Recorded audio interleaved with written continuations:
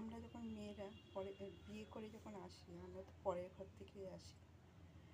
তা আমরা সংসার করার জন্যই আমাদের বিয়েটা আমরা করি, সংসারটা করি।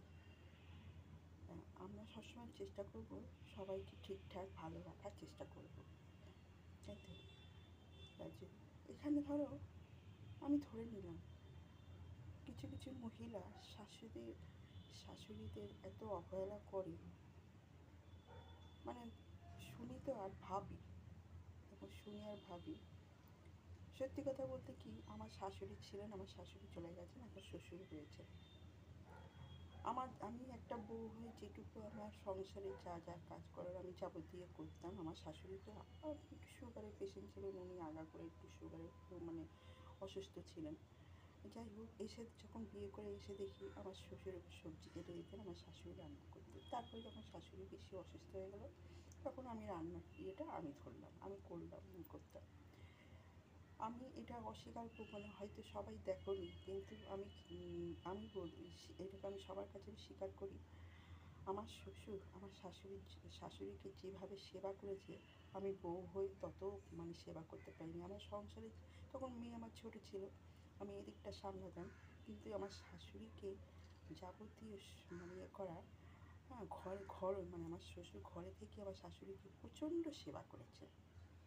এইটা কজন পায় বলো? আমি কিন্তু এটা আমি অস্বীকার করি না, আমি এটা সবসময় স্বীকার করি। আমি বউ হয়ে আমার শাশুড়িকে যতটা না আমি পেরেছি সেবা করতে, আমার শ্বশুর ততটা তার নিজের বউকে সেবা করেছে। আমার বলতে একটু মানে কোনো অসুবিধা হয় না, আমি এটা গর্বের সাথে আমি বলি। হ্যাঁ, মানে বউ হয়ে শাশুড়িকে সেবা করো, তাই বলি।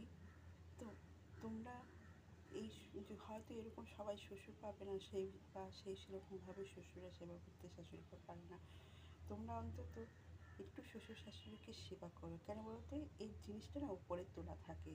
তুমি যখন তোমারও একটা সময় বয়স হবে, তোমারও ছেলে মেয়ে বউ বা মেয়ে বিয়ে হবে, হ্যাঁ, তখন তুমি শ্বশুর শাশুড়ি হবে।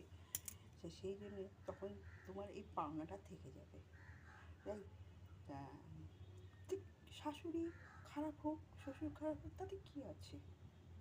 একসময় খারাপ তোমার সাথে ব্যবহার করছে, সবসময় তো তোমার সাথে খারাপ ব্যবহার করবে না, তাই তো?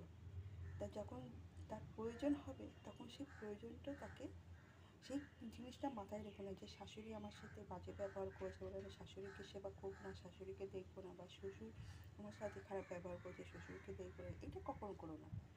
আজকে যেরকম দেখো, আমি শ্বশুর আমার কাছে নেই, ঠিকই, আমার ননদের বাড়িতে রয়েছে, সেখানে একটা কারণ আছে। আমার ননদ জামাই মারা গেছে, দুইজনে কেউ বেঁচে নেই, একমাত্র তার ছেলে। সেই ছেলেটার তো একটা ভবিষ্যৎ আছে, এবার তাকেও তো দেখাশোনার জন্য একটা নিজের লোকের দরকার।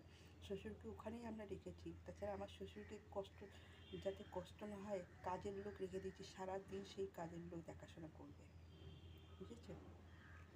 আমরা দূর থেকে যেটুকু আমরা ছেলের বউ হয়ে যেটুকু কর্তব্য আমরা সব করি। আমি যেটা ভালো মন্দ রান্না করি, আমার হাজব্যান্ডের হাত দিয়ে আমি পাঠিয়ে দিই। আমার ফোন করে আমার শ্বশুরের কাছ থেকে জেনে নিই কী সে খেতে ভালোবাসে বা কী, আমি জেনে নিয়ে তার জন্য পাঠাই।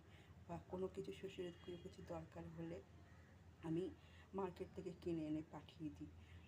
খাবার ঠান্ডা হয়ে যাচ্ছে, গরম সব খাবার তরকারিগুলো, ভাত খাই তো রাত্রে, তরকারিগুলো সব ঠান্ডা হয়ে যায়, তাই আমি অনেকগুলো 3-4টে হটপট কিনে আমি পাঠিয়ে